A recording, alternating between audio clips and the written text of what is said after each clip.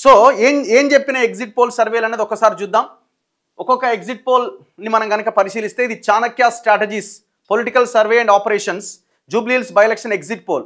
వీళ్ళు ఈ చాణక్య స్ట్రాటజీస్ వాళ్ళు ముందు బీఆర్ఎస్ గెలుస్తుంది 3% 4%తోనని ఒక ప్రీ పోల్ సర్వే చేసిరు. మరి ఏమైందో ఏమో సడన్గా మరి ఇది ఇక మళ్ళా కాంగ్రెసే గెలుస్తుంది, నవీన్ యాదవ్ గెలవబోతుండని అటు ఇటు మార్చిర్రా, లేకపోతే నిజంగానే సర్వేలు చేసిరా, ఇది మనం దేవునికి ఎరక. ఇక మొత్తానికైతే వీళ్ళు మళ్ళీ బీఆర్ఎస్ గెలుస్తుంది ప్రీ పోల్ సర్వేలు అని చెప్పి మళ్ళీ టర్న్ తీసుకున్నారు. వీళ్ళు మళ్ళీ వాళ్ళని అడిగితే ఏం చెప్తారు, లేదు లేదు గత ఇవి కారణమైనవి, సో దానివల్లనే వీళ్ళు పోల్ మేనేజ్మెంట్ బాగా చేసారు అట్లా ఇట్లా అని చెప్తారు.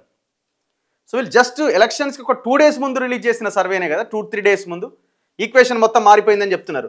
3% ఎడ్జ్తో కాంగ్రెస్ గెలిచే అవకాశం ఉంది అంటున్నారు. ఇండియన్ నేషనల్ కాంగ్రెస్ 46%, బీఆర్ఎస్కి 43% ఓట్లు, బీజేపీకి 6% ఓట్లు పడే అవకాశం ఉంది, అదర్స్ 5%.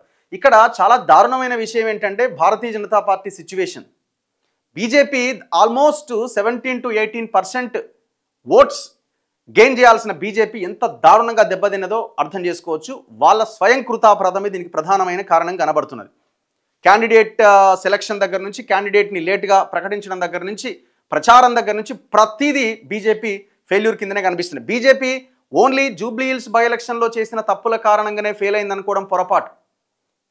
8 ఎంపీ స్థానాలు ఇచ్చినప్పుడు వాళ్ళు కొట్లాడకపోవడం, వాళ్ళు మాట్లాడకపోవడం, వాళ్ళు ప్రశ్నించకపోవడం, పార్టీని గాలికి వదిలేయడం, కార్యకర్తలని గాలికి వదిలేయడంతో బీజేపీకి పరిస్థితి.